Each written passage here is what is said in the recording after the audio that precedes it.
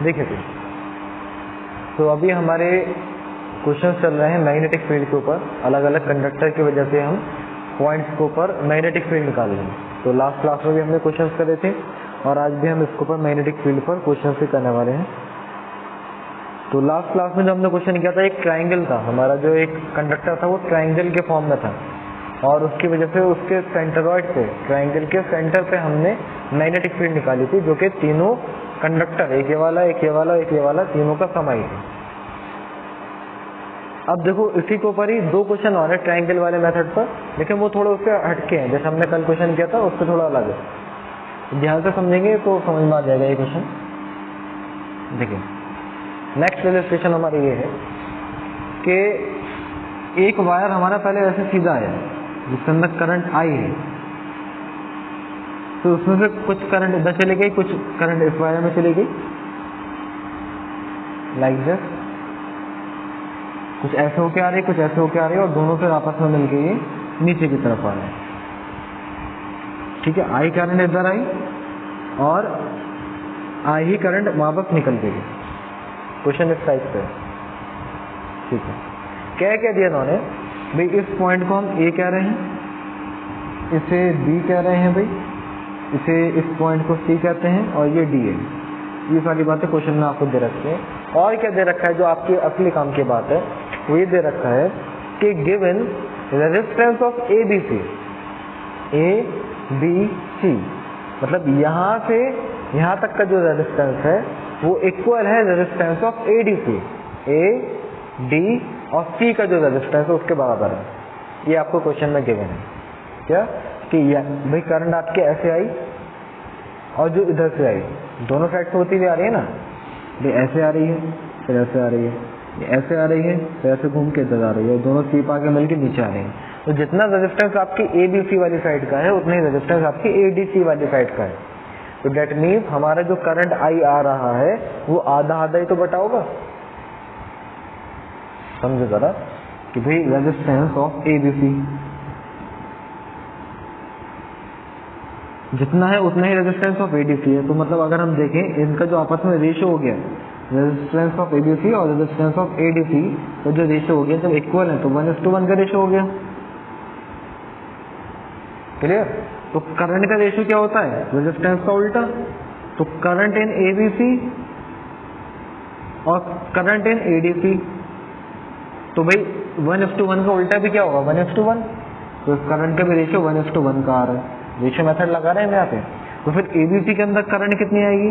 तो current in ABC is equals to, भाई current का रेशियो कितना? 1 लिखा। टोटल कितना आता है इन दोनों का सम? 1 + 1 2 और मल्टीप्लाई द करंट आ कितनी रही है? आई। तो I/2 हो गया। समझ रहे हैं? ऐसे ही करंट इन एडीसी अगर हम निकालें तो भाई एडीसी का रेशियो कितना? 1।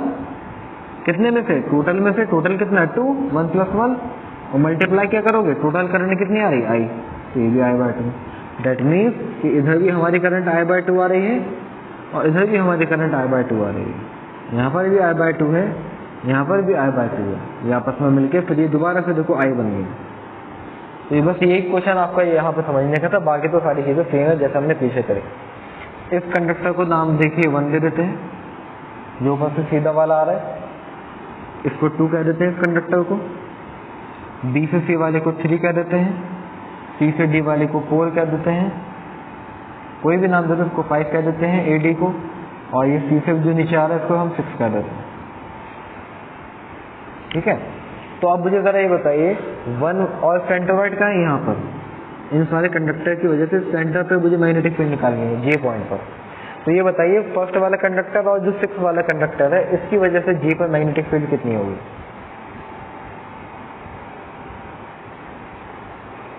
वेरी गुड, 0 होगी। अब इसका तो रीजन सबको समझ में आ गया है कि भाई क्योंकि वो उसी के लाइन के अलोंग है तो उस पॉइंट पे हमारी 0 होगी। तो टोटल मैग्नेटिक फील्ड जो आ रही है हमारी जी पॉइंट पर वो किसका सम आ रही है भाई? सबका सम आ रही है। B1 B2 B3 B4 B5 and B6, जिसमें से 1 और 6 जो हो गए वो 0 हो गया। तो B1 की वैल्यू और B6 की वैल्यू 0 के बराबर आ गई। तो अब जो हमारी नेट मैग्नेटिक फील्ड बची वो ये आई, कितना, B2 plus B3 plus B4 plus B5। तो B2, B3, B4, B5 की वैल्यूज डायरेक्शन के साथ पुट करनी होगी, तो हमारी नेट मैग्नेटिक फील्ड J पर आ जाएगी। तो देखिए पहले हम सेकंड वाले की बात कर लेते हैं।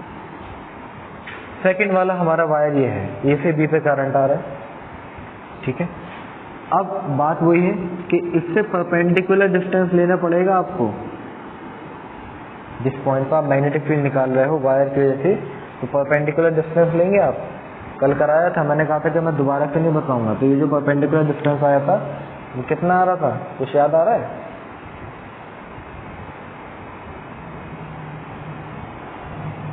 सोचिए, A/2√3 आया था ना। मैं ये नहीं कह रहा कि मैं बताऊंगा नहीं, मतलब अगर समझ में नहीं आया तो मैं बता दूंगा।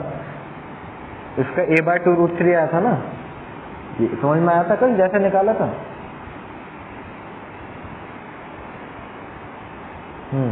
फिलहाल देखो इस क्वेश्चन के अंदर ना, हाँ 1030 का जो फॉर्मूला लगाया था हमने, चलिए मैं एक बार फिर से बता दूंगा नेक्स्ट क्वेश्चन में। फिलहाल देखो इसके अंदर हमें मैग्नेटिक फील्ड निकालने की जरूरत पड़ेगी भी नहीं। क्यों नहीं पड़ेगी, जरा ध्यान से देखो आप भाई। जब ये सेकंड वाला इधर आ रहा है, ठीक है, तो भाई हम थंब जो है अपना इस करंट के डायरेक्शन में रखते हैं और अपना फिंगर जो है वो इस डायरेक्शन में रखते हैं। तो मैग्नेटिक फील्ड की डायरेक्शन क्या आ रही है सेकंड वाले कंडक्टर की वजह से, अपवर्ड या डाउनवर्ड?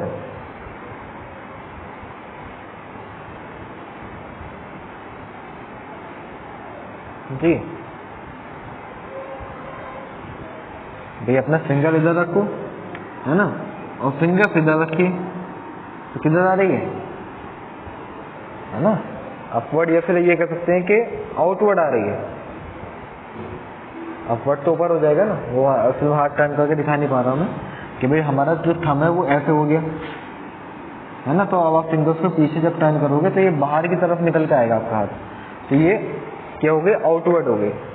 अब ऐसे मैं ये वाले कंडक्टर की वजह से बात करूँ अगर 5 वाले, तो इसकी वजह से अगर हम देखें तो भाई करंट की डायरेक्शन ऐसे है, तो मेरा थंब ऐसे और पॉइंट इधर है, तो फिंगर्स इधर, यहाँ अंदर जा रही है, तो ये इनवर्ड हो गई।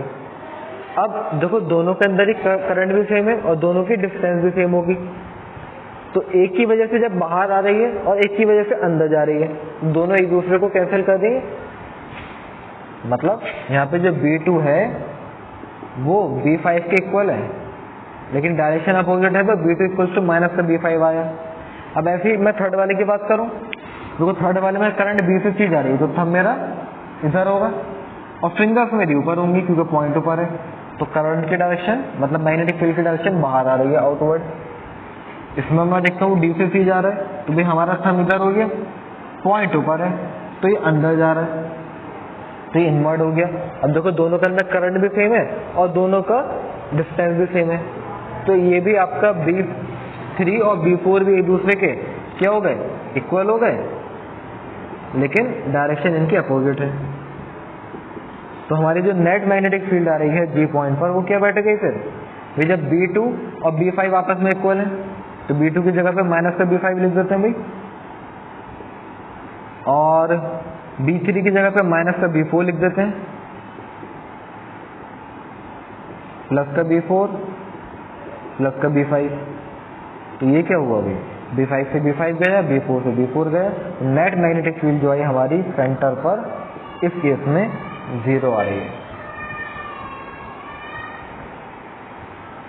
ठीक है। Net magnetic field at the centroid due to this conductor will be 0। बताओ भाई ये क्लियर हुआ अच्छे से या नहीं हुआ?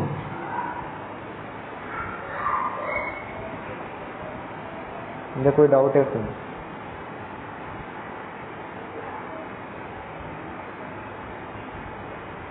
ठीक है, लबीबा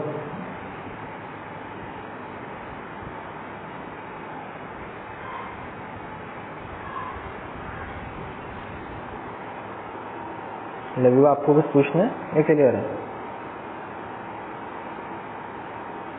ठीक है। सिंपल है।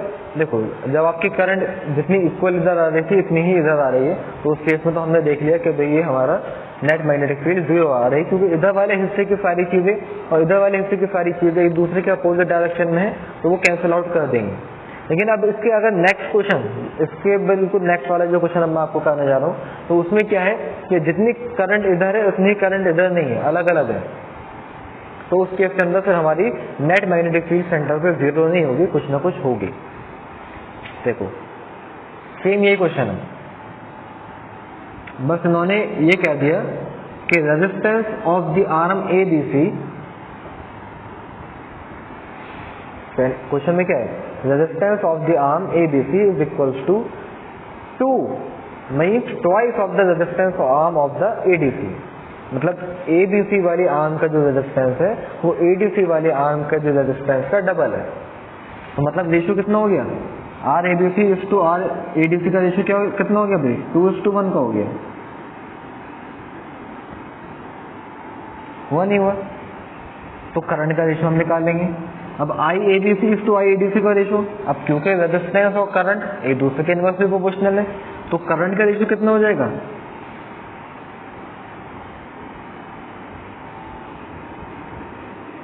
बताइए, 1:2 का हो जाएगा। अब रेशियो मेथड लगा के IABC के अंदर कितनी करंट जा रही है वो निकाल लेंगे।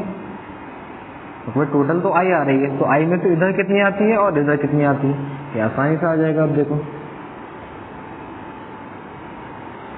तो IABC ABC का अपना रेशियो 1 अपॉन टोटल सम कितना 1 + 2 3, और टोटल करंट कितनी आ रही है I, तो I से मल्टीप्लाई करा दिया। तो इधर जो करंट आई किधर ABC वाली आर्म में वो I/3 आ रही है, तो इधर करंट I/3 आ गई। ऐसे अब मैं बात करता हूँ ADC वाली आर्म की, तो ADC का रेशियो कितना 2, टोटल सम कितना नीचे 3, 2 + 1 मल्टीप्लाई बाय I, तो इधर जो करंट आ रही है हमारी वो 2I/3 आ रही है, 2I/3।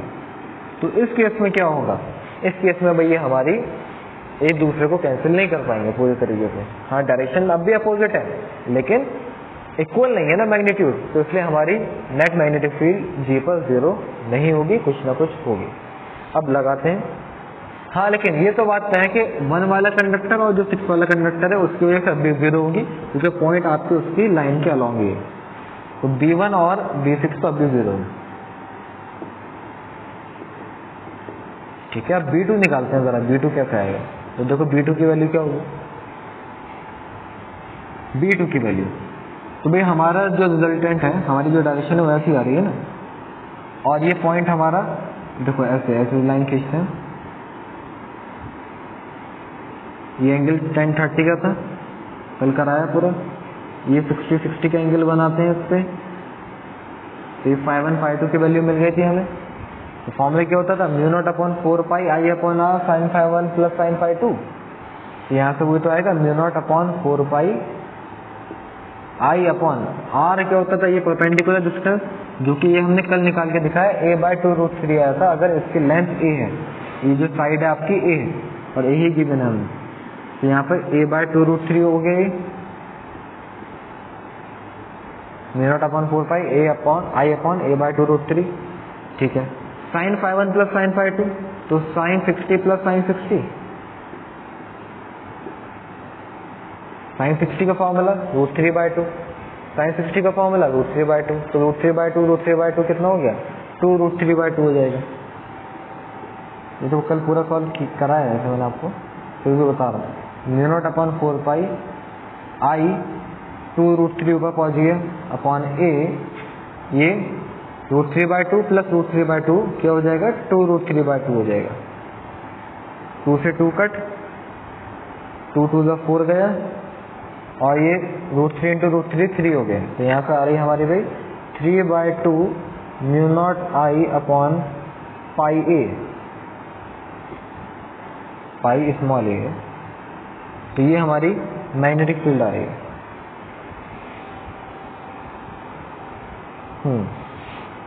इसकी डायरेक्शन कैसी होगी भाई, हम इधर नीचे करिए और उंगलियां इधर, तो ये आउटवर्ड आ रहा है पीछे को, तो ये आया आपका आउटवर्ड। तो अब जैसे हमने B2 की वैल्यू निकाली, ऐसे ही B5 की वैल्यू भी निकाल सकते हैं। देखो, अच्छा करंट, एक सेकंड रुकिए, यहाँ पे करंट जो है हमारी I नहीं रखोगे आप, I/3 रखोगे। तो यहाँ पे हम I जो लिखा था, I की जगह पे I/3 आएगा। देखिए यहाँ पे I/3 आएगा, तो यहाँ पे 3 से 3 से कट जाएगा,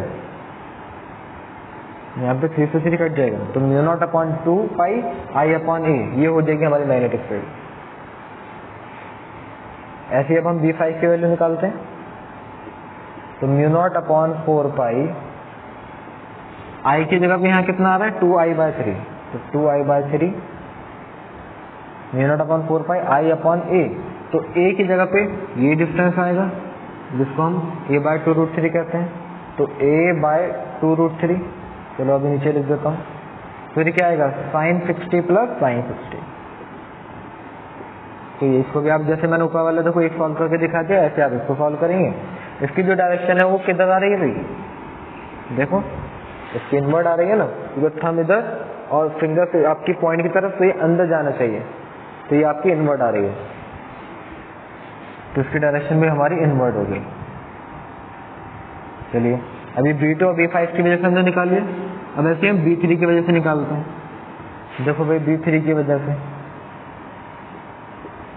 तो इसमें क्या है कि भाई कंडक्टर के एक एंड पे ही पॉइंट एग्जिस्ट कर रहा है, दूसरा जो है दूसरा एंड कितने डिग्री दूर है भाई, 60 डिग्री का एंगल बना रहा है, और एक पॉइंट इस पे ही है। तो φ1 की वैल्यू मान लीजिए 60 हो गई, और φ2 की वैल्यू कितनी हो गई 0 हो गई, क्योंकि भाई वो तो उसी के अलॉन्ग ही आ रहा है। तो यहाँ से हमारा फॉर्मूला जो लगेगा μ0/4 पाई, करंट कितनी I/3, तो I/3 अपॉन ये जो डिस्टेंस है कल निकाला था A/2√3, वो यहाँ पे आएगा A/2√3। अब आगे क्या आएगा sin φ1, तो sin φ1 मान लीजिए 60 है, और sin φ2 0 है, तो sin 0 लिख देते हैं यहाँ पर, क्योंकि भाई ये वाला एंड तो यहीं पे खत्म हो गया ना, तो ये तो इसको बस 0 का एंगल बना रहा है। ये हमारा थर्ड वाला आ गया। अब ऐसे हम मैं B4 की बात करता हूँ अगर, तो B4 का, चलो अब आप बताओ भाई, यहाँ से यहाँ आ रहे हैं। अच्छा इसकी डायरेक्शन कौन बताएगा, B3 की फटाफट डायरेक्शन बताइए, आउटवर्ड होगी इनवर्ड होगी,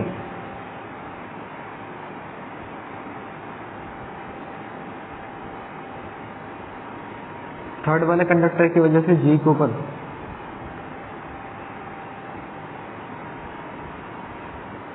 वेरी गुड, आउटवर्ड होगी। ठीक है, अब हम B4 निकालते हैं, तो B4 क्या आएगा अभी μ0/4 पाई, अब इस बात करंट कितनी है इधर 2I/3 है, यहाँ पे I की जगह पे मैं 2I/3 लिखूंगा, अपॉन A होता है तो A की जगह पे A/2√3 आ रहा है, और एंगल यहाँ पे भी कितना आएगा भाई, एक तो एंगल यहाँ पर ये बन रहा है 60 डिग्री का ये, और दूसरा आपका जो एंड है कंडक्टर का वो इसी का लॉन्ग है, तो 0, तो ये sin 60 प्लस sin 0 हो गया। इसकी डायरेक्शन क्या हो गई भाई 4 की वजह से इनवर्ड हो गई, वेरी गुड, ये इनवर्ड हो गई। तो भाई B2, B5, B3 और B4 इनकी तो वैल्यूज चाहिए थी हमें, तो ये सारी आ गई। तो इस फॉर्मूले के अंदर भाई B1 और B6 की जगह पे तो 0 पुट कर दे देंगे। अब B2 और B3 और B4 और B5 इनकी बात आ गई, तो क्या करोगे देखो, अब जब आप नेट मैग्नेटिक फील्ड निकालने जा रहे हैं G पर, तो कैसे निकालेंगे भाई, सेम डायरेक्शन वालों को साथ में रखेंगे और अपोजिट डायरेक्शन वालों को अलग रखेंगे। भाई आउटवर्ड में देखो कौन कौन है, आउटवर्ड में एक B2 है और एक B3 है, इनवर्ड में कौन कौन है, एक B5 है और एक B4 है। अब क्योंकि B5 और B4 दोनों की वजह से जो हमारी मैग्नेटिक फील्ड है वो इनवर्ड है, और इनकी तरफ करंट भी ज्यादा है, समझो ध्यान से कि इनकी तरफ करंट भी ज्यादा है, तो इन दोनों का जो सम है वो इन दोनों के सम से ज्यादा बैठेगा मैग्नेटिक फील्ड, समझना जरा। भाई देखो 5 वाला कंडक्टर और 4 वाले कंडक्टर की वजह से मैग्नेटिक फील्ड हमारी अंदर की तरफ है, सेकंड वाला कंडक्टर और थर्ड वाले कंडक्टर की वजह से मैग्नेटिक फील्ड हमारी बाहर की तरफ है। लेकिन हम क्या करते हैं, हमेशा बड़े में से छोटा माइनस करते हैं, तो बड़ा यहाँ पर ये 5 और 4 वाले का सम होगा। क्यों, क्योंकि इधर साइड हमारी जो करंट है वो ज्यादा है, 2I/3 है, यहाँ पे I/3 है, द करंट डबल है, तो हम B4 और B5 को ऐड करेंगे, फिर उसमें से B2 और B3 को ऐड करके माइनस करेंगे। मीन्स जो नेट मैग्नेटिक फील्ड आएगी वो ऐसे आएगी, B4 प्लस B5। क्यों? क्योंकि आपके B4 और B5 जो है किधर है, अंदर है, इनवर्ड, और उसमें से फिर आप माइनस करोगे B2 प्लस B3। तो ये तो सारी वैल्यूज आ चुकी हैं ऊपर जो मैंने रखी है, तो बस इनकी वैल्यूज इसके अंदर आप पुट करेंगे, तो नेट मैग्नेटिक फील्ड हमारी फिर किधर आएगी, इनवर्ड ही आएगी, क्योंकि जब इनवर्ड वाले भारी भरकम है। तो ये हमारा पूरा क्वेश्चन था ट्राइंगल वाला। तो बताएं आप मुझे कि समझ में आया या नहीं आया, ऐसे कुछ पूछना है इसमें। कि दीपांगी को आ गया, लघुबा को आ गया, अलंकृत का आप दोनों बीच में से आए हैं, तो शायद आप लोगों को क्लियर नहीं हुआ होगा ये। तो आप ऐसा करना, रिकॉर्डेड वीडियो देख लेना, जैसे अगर कुछ पूछना चाह रहे हो इसमें से क्या कैसे हो तो मैं बता भी सकता हूँ, फिर हम नेक्स्ट क्वेश्चन पाएंगे तभी। अलंकृत एंड दलवी,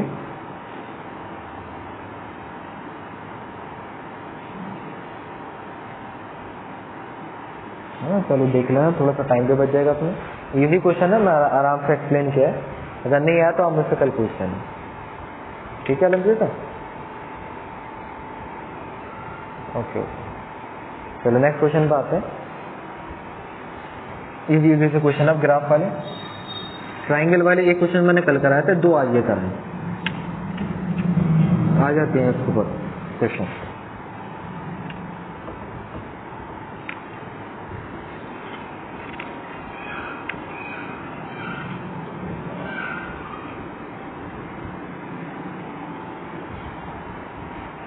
देखोगे नेक्स्ट क्वेश्चन क्या है, ग्राफिकल है, ऐसे नहीं पहले बार करा रहा हूँ, अभी कुछ दिन पहले भी कराया था ये, एक्स एक्सिस वाई एक्सिस, ये जेड एक्सिस, और इधर ये हमारा नेगेटिव एक्स एक्सिस हो गया, और जेड एक्सिस में बार बार याद दिलाता रहता हूँ, ये जेड एक्सिस बाहर होता है, बाहर ऐसा निकलेगा, लेकिन हम उसको दिखा नहीं सकते तो इसलिए आड़ा बनाते हैं। तो आपका जो कंडक्टर है वो इस जेड एक्सिस के अलॉन्ग ऐसे आ रहा है, मतलब माइनस जेड एक्सिस की तो उसकी डायरेक्शन होगी कि वो अपोजिट जा रहा है, फिर ऐसे जाने के बाद वो ऐसे यहाँ पर उसने एक सेमी सर्कल बनाया, ऐसे मोड़ा, और फिर वो नीचे सीधे चले गए,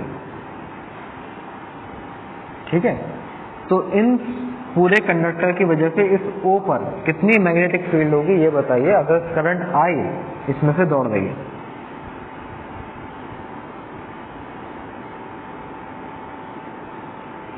ठीक है, बस आपको इतना सा देंगे क्वेश्चन में, बाकी का काम हमारा है, कोई बात नहीं, कर लेंगे। देखो भाई कैसा आएगा।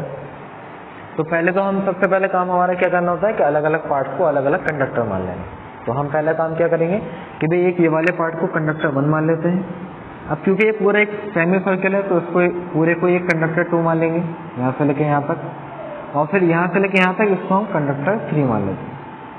अब इन तीनों पार्ट की वजह से अलग अलग हम मैग्नेटिक फील्ड निकाल के रखेंगे O के लिए। तो नेट मैग्नेटिक फील्ड जो आपकी ऊपर आ रही है वो किसका सम है, B1 plus B2 plus B3, इन तीनों का सम है। अब मैं बात करता हूं B1 की, कि भाई B1 की वैल्यू कैसे निकलेगी, वहां तो इजीली निकल जाएगी। B1 जो हमारी मैग्नेटिक फील्ड है, या फिर B1 जो हमारा कंडक्टर है, तो कोई जेड एक्सिस से अलॉन्ग आ रहा है, और जो कि कितने डिस्टेंस दूर है भाई, R डिस्टेंस दूर है ये, ठीक है। तो पहली चीज क्या है कि ये इन्फिनिटी से आ रहा है, और दूसरा जो इसका एंड है उस एंड पे ही हमारा वो पॉइंट है जिसका मैग्नेटिक फील्ड निकाल रहे हैं।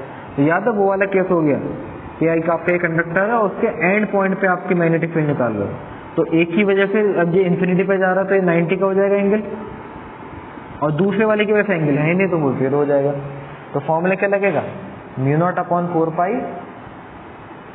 I अपॉन कितने दूर है भाई R, I upon R sine 90 plus sine 0, sine 90 1 और साइन 0 0, तो 1 प्लस 0 1, तो उसको लिखने की जरूरत ही नहीं है। तो mu not upon 4 pi I upon R, ये पहले वाले की वजह से मैग्नेटिक फील्ड आई। लेकिन अब आप डायरेक्शन आप बताओगे भाई कि इसकी डायरेक्शन इसकी वजह से ऊपर कौन से वाले एक्सिस में होगी, z एक्सिस में, माइनस z एक्सिस में, x एक्सिस में, माइनस x एक्सिस में, y में या माइनस y एक्सिस में। जल्दी से देख के बताओ। एक करंट है ये ऐसे जा रहा है, मतलब बोर्ड के अलॉन्ग ऐसे जा रहा है। ये जो कंडक्टर है ऐसे है, आड़ा नहीं है, ऐसे। बताइए कौन बताएगा।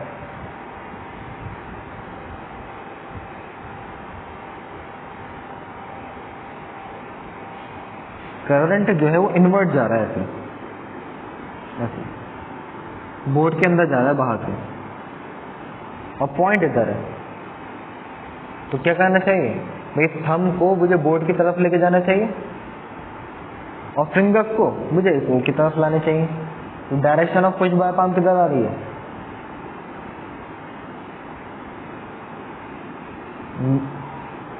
तो नीचे जी, माइनस का वाई एक्सिस, या फिर माइनस का वाई एक्सिस नहीं लिखेंगे, माइनस के वाई एक्सिस के लिए कौन सा यूनिट वेक्टर आता है, ये बात माइनस जे क्या पाएगा। ठीक है, ऐसे ही भाई हम बात करते हैं अब अगर B2 की। अब ये क्योंकि एक सर्कुलर कॉइल है, अब पूरी सर्कुलर कॉइल की वजह से जो हमारी मैग्नेटिक फील्ड होती थी वो होती थी mu not upon 2 I upon R. लेकिन क्योंकि ये आपकी सेमी सर्कुलर है, ये फिर मैं क्या कहता हूँ ये एंगल 180 डिग्री वाला है, तो फॉर्मूला कौन सा लगाते थे हम, mu not upon 2 I upon R theta upon 360।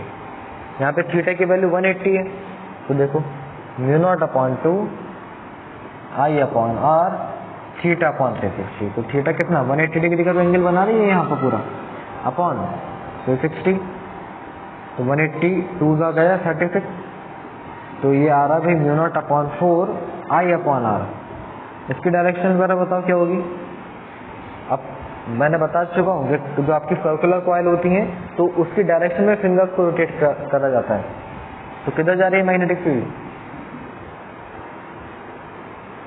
Invert. और अगर हम एक्सिस की अलॉन्ग बात करें तो बोर्ड के अंदर, तो वो कैसा एक्सिस हो गया, माइनस का z एक्सिस, मतलब माइनस का k कैप, माइनस का k कैप हो गया। अब ऐसे B3 की अगर हम बात करें तो भाई ये भी r डिस्टेंस से दूर है यहाँ से, और देखो एक पॉइंट इसका कहाँ है भाई, एक तो इन्फिनिटी पे जा रहा है और एक उसके अलॉन्ग ही है, मतलब उसी एंड पॉइंट पे। तो फॉर्मूला तो ये लगना है जो लगवाया था मैंने आपको, mu not upon 4 pi I upon R sine phi 1, पहला वाला एंगल क्योंकि इन्फिनिटी तक जा रहा है तो इस पे एंगल जो बनाएगा वो 90 का बनाएगा, और दूसरा वाला तो उसी के साथ ही है तो एंगल 0 है, तो साइन 90 प्लस साइन 0, तो साइन 91 साइन 0 0, तो 1 प्लस 0 1, तो mu not upon 4 pi I upon r ही बचा। लेकिन अब इसकी डायरेक्शन ये जो है देखो नीचे की तरफ जा रहा है, मीन्स नेगेटिव वाई एक्सिस में जा रहा है। तो क्या करना चाहिए मुझे, अपना थंब नीचे की तरफ रखूं मैं, थंब नीचे की तरफ और पॉइंट इधर, तो direction of push by palm किधर जा रही है,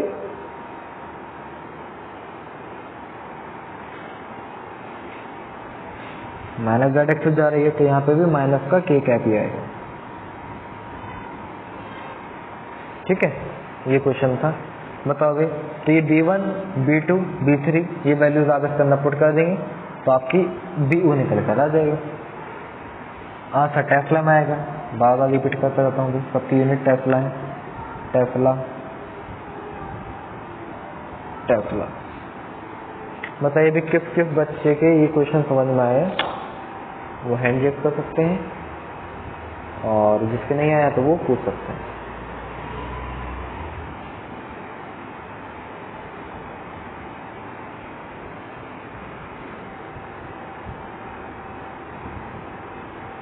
दलवीर अलंकृता आपको आया या नहीं आया,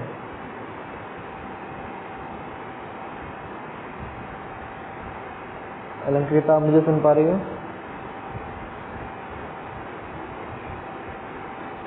आपके साइड से कोई रेस्पॉन्स नहीं आ रहा है।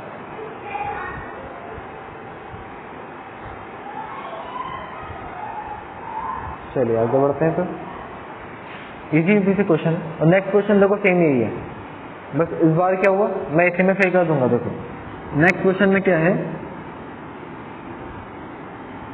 पहला कंडक्टर भी ऐसी है, दूसरा वाला पार्ट भी ऐसी है, जो तीसरा वाला पार्ट है वो इस बार z एक्सिस के अलोंग आ रहा है, मतलब ऐसे।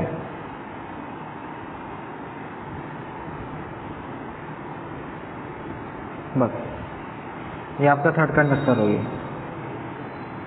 तो अब भाई D1 तो वही रहेगा जो था, B2 तो वही रहेगा जो था, B3 की वैल्यू देखते हैं क्या हो गया। तो वैल्यू तो अभी वही रहनी है, मतलब मैग्नीट्यूड तो अभी वही रहना है, बस डायरेक्शन चेंज हो जाएगी। अब जरा कौन बताएगा डायरेक्शन इसकी क्या आ रही है, क्योंकि अब तो z एक्सिस के अलोंग, मतलब ये बाहर की तरफ आ रहा है, बोर्ड के बाहर। तो थंब आपका बोर्ड के बाहर होना चाहिए और फिंगर्स किधर होनी चाहिए, ऊपर। तो मैग्नेटिक फील्ड की डायरेक्शन क्या बैठ रही है,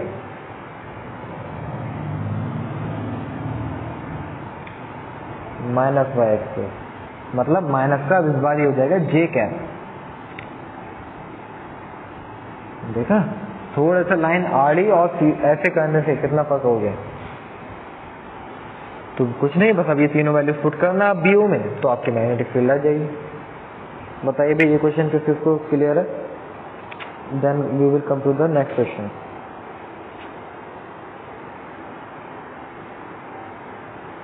जी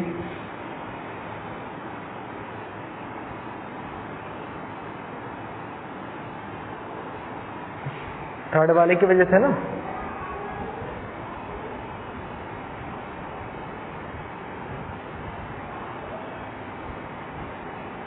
भी थर्ड वाले की वजह से तो पूछ रहे हो जल्दी। देखो भाई हमारा ये जो था z एक्सिस के आपको पैरेलल आते हुए दिख रहा है ना, तो z एक्सिस भी आड़ा हम बनाते हैं, एक्चुअल में कैसा होता है, बोर्ड के बाहर ऐसा होता है। डेट मीन्स कि मेरा ये जो कंडक्टर है बोर्ड के बाहर, ये एक्स एक्सिस है, तो बोर्ड के बाहर ही ऐसे आ रहा है, आपकी तरफ आ रहा है, बोर्ड के बाहर ही ऐसे आपकी तरफ आ रहा है बाहर। तो इसका मतलब क्या हो गया कि मेरा जो थंब है, थंब करंट की डायरेक्शन में होना चाहिए, तो वो मेरा थंब बोर्ड के बाहर आना चाहिए। तो ऐसे मैं देखता हूँ कि भाई ये जो मेरा थंब है ये मेरा बोर्ड के बाहर आना चाहिए, z एक्सिस क्योंकि बाहर होता है, और फिंगर्स किधर होनी चाहिए, जिधर ओरिजिन है, जिस पर मुझे निकालनी है, तो फिंगर्स मैंने इधर कर दी। तो direction of push by palm, तो वो तो नीचे की तरफ मेरा हाथ पुश कर रहा है ना सर। अब जब ऊपर मेरा y एक्सिस था तो नीचे मेरा नेगेटिव y एक्सिस हो गया, तो y एक्सिस के लिए जे कैप आता है, तो नीचे की तरफ फिर माइनस का जे कैप आ गया।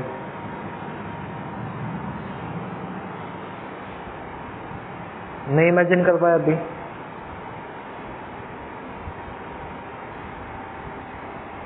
हो गया, ठीक है चलिए, very good. Come to the next question.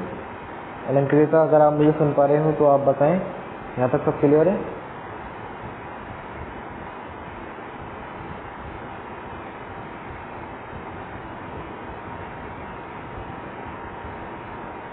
चलिए नेक्स्ट क्वेश्चन बात है।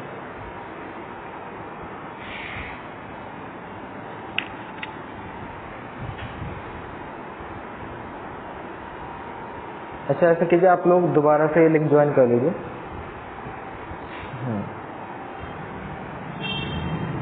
ओके भाई, come to the next question.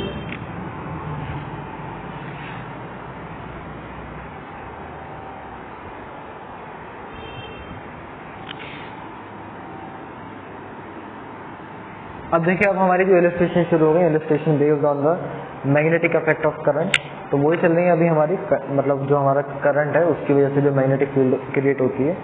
तो ये जो क्वेश्चन अब थोड़ा सा अलग हटके आया है, और ये फिजिक्स कम है, करना मैथ थोड़ी ज़्यादा है, लेकिन घबराने वाली बात नहीं, हम हैं, समझा देंगे। क्या कह रहे हैं, दो कंडक्टर है हमारे विच आर इनफाइनाइटली लॉन्ग, तो कह रहे हैं find out the locus of all those points at which magnetic field strength is 0।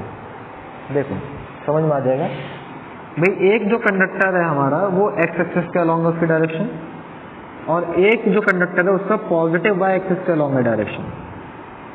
Means ये ओरिजिन हो गया, एक वाई एक्सिस और एक एक्स एक्सिस। तो भाई इसमें मैं वाई एक्सिस वाले को मैं मान लेता हूँ कंडक्टर 1, तो इसके अंदर करंट जो है I1 दौड़ रही है, और भाई एक्स एक्सिस में मैं मान लेता हूँ कि कंडक्टर ये 2 है, तो इसके अंदर करंट I2 दौड़ रही है। दौड़ने का मतलब करंट हमारा फ्लो हो रहा है। तो क्या कह रहे हैं, कह रहे हैं वो सारे पॉइंट बताइए जहां पर इन दोनों कंडक्टर की वजह से जो रिजल्टेंट मैग्नेटिक फील्ड हो वो 0 हो। तो हमने माना कि एक P ये एक ऐसा पॉइंट है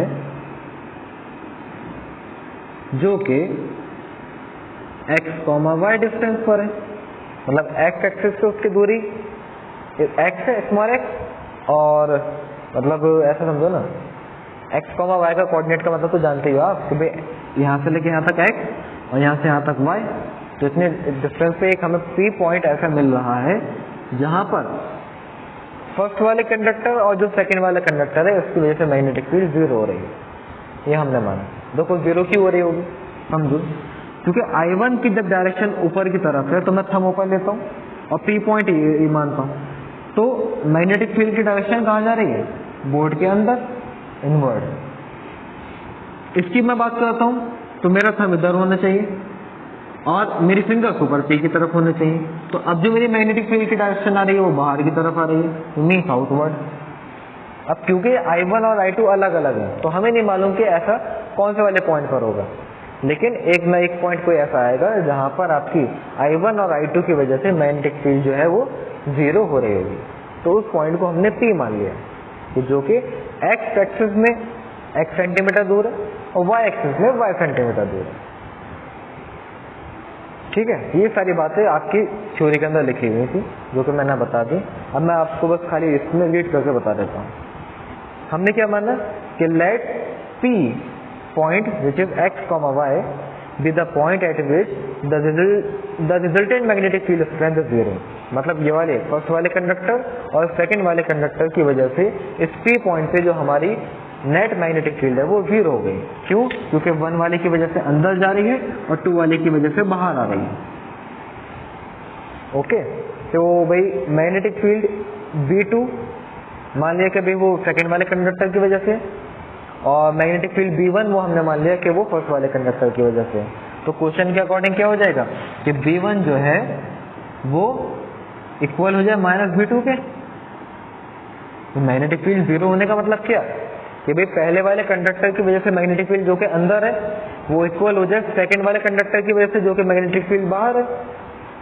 जब डायरेक्शन अपोजिट है तो माइनस का साइन आएगा और इक्वल है इसलिए इक्वल का साइन आएगा। ऐसा होगा तभी तो इस पॉइंट पे नेट मैग्नेटिक फील्ड 0 होगी। तो हमें क्या निकालना है, उसका लोकस निकालना है। लोकस का मतलब क्या होता है कि वो सारे पॉइंट जहाँ जहाँ पे हमारी मैग्नेटिक फील्ड 0 होगी, मतलब x, y है, तो आगे चल के कोई एक और ऐसा पॉइंट मिलेगा हमें जहाँ पर मैग्नेटिक फील्ड इन दोनों की वजह से 0 होगी। तो फिलहाल अभी कंडीशन हमारी मेन काम की ये निकल कर आई यहाँ पे अकॉर्डिंग टू क्वेश्चन कि भाई B1 और -B2 इक्वल होने चाहिए। ठीक है, फॉर्मूला लगाते हैं भाई। फॉर्मूला क्या होगा, अब जरा ये देखो कि ये वाला जो मेरा कंडक्टर है फर्स्ट वाला, ये कहाँ से आ रहा है, इन्फिनिटी से आ रहा है, और कहाँ जा रहा है, इन्फिनिटी पर जा रहा है। तो जब हमारा एक स्ट्रेट कंडक्टर होता था और यहाँ पे पॉइंट P होता था जो कि इन्फिनिटी से आ रहा है, इन्फिनिटी पे जा रहा है, तो ये जो एंगल बनाएगा इस पर P पॉइंट से, ये जो ∅1 ∅2 जो होते थे ये सब 90 के हो जाएंगे। तो फॉर्मूला क्या होता था, μ0/4π I अपॉन ये डिस्टेंस R कह देते हैं इसे, साइन ∅1 प्लस साइन ∅2, तो साइन 90 प्लस साइन 90 मतलब 1 + 1 2, 2 2 का 4 गया। तो यहाँ पर मैं डायरेक्ट फॉर्मूला लिख रहा हूँ, तो μ0/2π I अपॉन, अभी ये जो पॉइंट है मेरा समझो जरा, इस कंडक्टर के लिए 1 वाले कंडक्टर के लिए ये जो मेरा P पॉइंट है कितने सेंटीमीटर दूर है, x या y,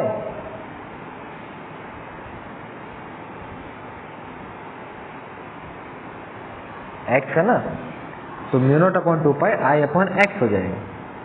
अब ऐसे मैं B2 की बात करता हूँ, B2 ये वाला, तो इसकी वजह से भी इसका फॉर्मूला ये लगना है μ0/2π। अच्छा, करंट जो है वो I1 आएगी सर, यहाँ पर करंट I2 आएगी, अब ये जो मेरा सेकंड वाला जो कंडक्टर है वो मेरे P पॉइंट से कितने सेंटीमीटर दूर है भाई वो, तो वो ये डिस्टेंस विच इज y, तो μ0/2 I2/y होगी।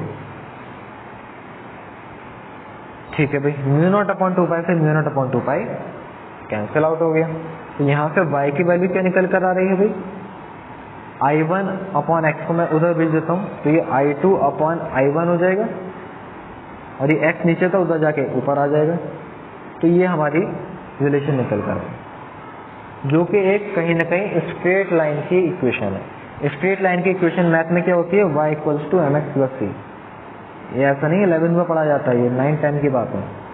देखो y = mx + c, तो ये एक स्ट्रेट लाइन की इक्वेशन है जहाँ पर c की वैल्यू 0 है, क्योंकि आगे कुछ है ही नहीं, और x की जगह पे देखो x है, तो स्लोप क्या आ रहा है हमारा, I2/I1 आ रहा है। तो यहाँ से स्लोप निकल कर आया I2/I1, जो कि पॉजिटिव है। तो ये लाइन हमारी ऐसे स्ट्रेट जाती हुई दिखेगी, और मान लीजिए एंगल थीटा बना रही है। तो मैं यहाँ पे स्लोप का फॉर्मूला tan थीटा होता है, तो tan थीटा भी लिख सकता हूँ। तो tan थीटा = I2/I1, यहाँ से मैं थीटा की वैल्यू भी निकाल सकता हूँ। तो थीटा इधर है तो tan उधर पहुँचा जाए तो tan इनवर्स हो जाता है वो, तो tan इनवर्स ऑफ I2/I1 हो जाएगा। यहाँ से हमने एंगल तक निकाले, ठीक है। तो बस ये आपका क्वेश्चन था, ये आपका लोकस बता रहा है कि इस एंगल पे आपके सारे जितने भी पॉइंट्स मिलेंगे, तो वो सारे के सारे उन सारे पॉइंट्स पर इन दोनों कंडक्टर की वजह से मैग्नेटिक फील्ड 0 होगी। ये था भाई आपका क्वेश्चन, छोटा सा बस समझने वाला था। बताइए भाई किस किस को समझ में आया, और जिसको नहीं आया तो वो जरूर क्लियर करें। जिसको आ गया वो हैंड रेज कर लीजिए।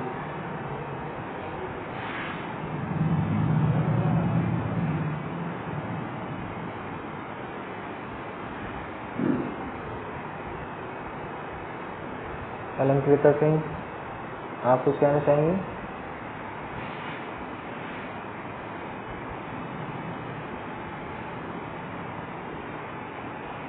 ओके, चलिए come to the next question. एक क्वेश्चन और करेंगे।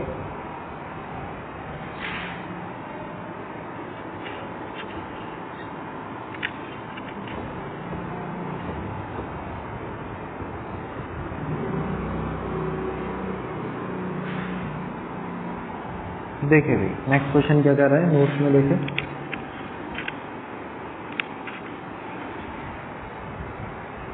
भाई दो आपको वायर दे रखे हैं, चलिए इधर देख लीजिए, मैं बता रहा हूँ कि दो आपको वायर दे रखे हैं, दो कंडक्टर है इसमें, और एक में जो करंट जा रही है, वायर जो है ऐसा है, मतलब बोर्ड के परपेंडिकुलर अंदर जा रहा है, और करंट भी बोर्ड के अंदर ही जा रही है, इनवर्ड है। तो ये कि आपका वायर है, जिसको बस मैं क्रॉस से दिखा सकता हूँ, क्योंकि ये अंदर की तरफ जा रहा है ना वायर ही, और करंट की डायरेक्शन भी बोर्ड के अंदर की तरफ ही है, तो ये इनवर्ड हो गई। तो ये मेरा कंडक्टर 1 हो गया, I1 इसके अंदर करंट है। एक ऐसे मेरा दूसरा वायर है, वो भी बोर्ड के अंदर है, लेकिन उसमें से जो करंट है वो बोर्ड से बाहर निकल रही है, ठीक है। तो उसको मैंने डॉट से रिप्रेजेंट करा, और इसमें जो करंट है वो I2 है। इन दोनों के बीच की जो डिस्टेंस है वो R है, इन दोनों कंडक्टर के बीच की डिस्टेंस। अब कह रहे हैं इससे कुछ डिस्टेंस दूर एक पॉइंट P लीजिए, जिस पर इन दोनों की वजह से नेट मैग्नेटिक फील्ड 0 है। तो ये जो मेरा P पॉइंट है, इस वाले कंडक्टर से कितना दूर होना चाहिए, मीन्स ये जो x है इसकी वैल्यू पता लगाना। ये क्वेश्चन लिखा हुआ है, given I1 is greater than I2। Question में क्या कह दिया कि I1 की वैल्यू, मतलब पहले वाले कंडक्टर के अंदर करंट ज्यादा है दूसरे वाले के मुकाबले, तो कह रहे हैं net magnetic field eight P will be 0 अगर है, तो ये जो x है इसकी वैल्यू क्या होगी ये आपको बतानी है। तो बहुत इजीली बतानी है, कोई टेंशन वाली बात नहीं है भाई। इसकी वजह से इसका मैग्नेटिक फील्ड और इसकी वजह से इसका मैग्नेटिक फील्ड वो निकाल लेते हैं, जिसका सम 0 के बराबर आएगा, तो x की वैल्यू हम खुद ही निकाल पाएंगे। तो जरा समझते हैं, ये पहला वाला जो कंडक्टर है फर्स्ट वाला, इसकी वजह से इसका मैग्नेटिक फील्ड निकालते हैं। अब देखो ये ऐसे आ रहा है ऐसे, और इनफाइनाइटली लॉन्ग है, तो फॉर्मूला इनफाइनाइटली लॉन्ग का तो कई बार निकाल के दिखा दिए, mu naught upon 2 pi I upon distance होता था। तो फर्स्ट वाले की वजह से मैं B1 कह देता हूँ उसे, तो mu not upon 2 pi I upon, अब यहाँ से लेके यहाँ तक की डिस्टेंस कितनी हो गई, यहाँ से यहाँ तक तो R हो गई, यहाँ से यहाँ तक X हो गई, तो कितनी हो गई ये R प्लस X। अब जरा डायरेक्शन अब भाई आपको बतानी पड़ेगी। अब करंट मेरा ऐसे अंदर जा रहा है, तो थंब मेरा बोर्ड की तरफ लीजिए और फिंगर जिस पॉइंट पे आप मैग्नेटिक फील्ड निकाल रहे हो उसकी तरफ, तो मैग्नेटिक फील्ड की डायरेक्शन किधर आ रही है,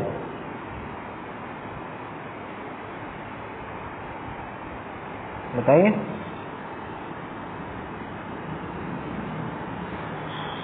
डाउनवर्ड आ रही है भाई, पी पर जो मैग्नेटिक फील्ड आ रही है वो नीचे की तरफ आ रही है, फिलहाल इसकी डायरेक्शन डाउनवर्ड है। ऐसे अब हम B2 की बात करें, अगर सेकेंड वाले कंडक्टर की वजह से, तो भाई इसका भी फॉर्मूला ये होगा, क्योंकि इनफाइनाइटली लॉन्ग वायर है, तो mu not upon 2 pi I upon, अब इसकी डिस्टेंस इससे कितनी हो गई X, और इसकी डायरेक्शन क्या की होगी, अब देखो करंट जो है वो अंदर से बाहर की तरफ आ रही है, तो P पॉइंट पर इस कंडक्टर की वजह से डायरेक्शन मैग्नेटिक फील्ड की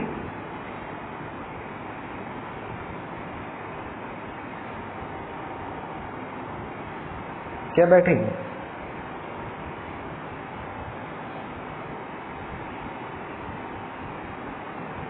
अपवर्ड बैठेगी, क्योंकि भाई हैंड ऐसे आना है हमारा, तो हम बाहर, पॉइंट इधर, तो ऊपर की तरफ जा रहा है, तो ये अपवर्ड होगी। देखो ये अपवर्ड डाउनवर्ड है, तभी तो एक पॉइंट ऐसा आएगा कि कहीं ना कहीं ये मैग्नेटिक फील्ड दोनों कैंसिल करें। जब P पर मुझे नेट मैग्नेटिक फील्ड 0 चाहिए, तो उसका मतलब क्या हुआ कि B1 जो है वो B2 के बराबर भी हो और डायरेक्शन अपोजिट भी हो। अपोजिट डायरेक्शन के लिए माइनस का साइन आता है। सेम पीछे जैसे क्वेश्चन है, मतलब क्या हुआ, वैल्यू पुट करेंगे, X की वैल्यू आ जाएगी, B1 की value mu naught upon 2 pi I upon R plus X, ठीक है। और इधर म्यू नॉट अपॉन 2 पाई। अच्छा ये बताओ, मुझे माइनस का साइन यहाँ पे लगाना चाहिए या नहीं लगाना चाहिए,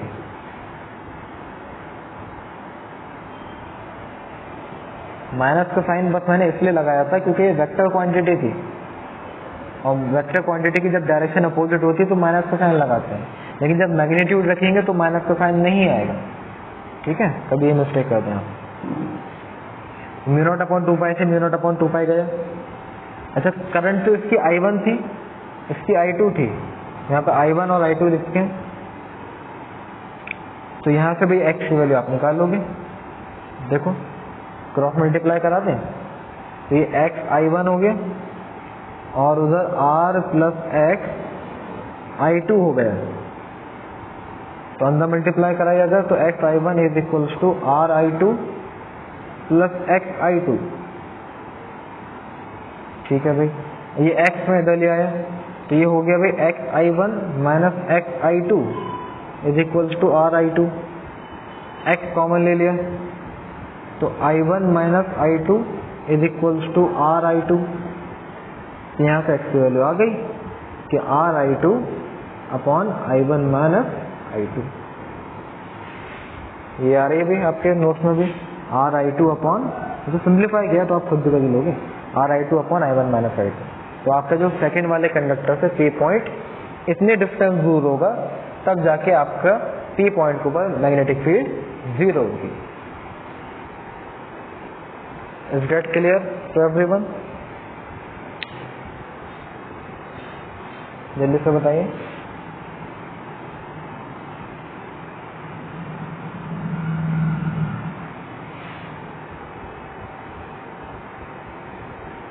एंड रेस्ट दलवीर ने अलंकृत आप दोनों को।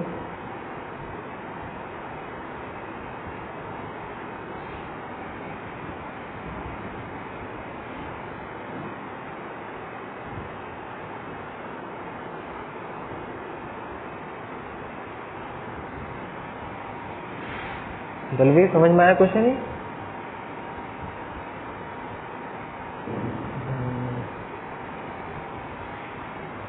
चलिए भी आज के लिए बस सिर्फ इतने रहने देते हैं, बाकी के हम क्वेश्चन कल से कंटिन्यू करते हैं। और अभी भाई इसके अंदर नेक्स्ट क्लास में हम क्वेश्चन तो सब निपटाए देंगे, जितने भी और रह गए कोशिश करेंगे, फिर हमारा न्यू टॉपिक शुरू होगा। अभी तो स्टेट कंडक्टर की वजह से, फिर हमारी कॉइल वगैरह की वजह से क्या मैग्नेटिक फील्ड होगी वो करेंगे। ओके, आज के लिए फिजिक्स में बस इतना ही।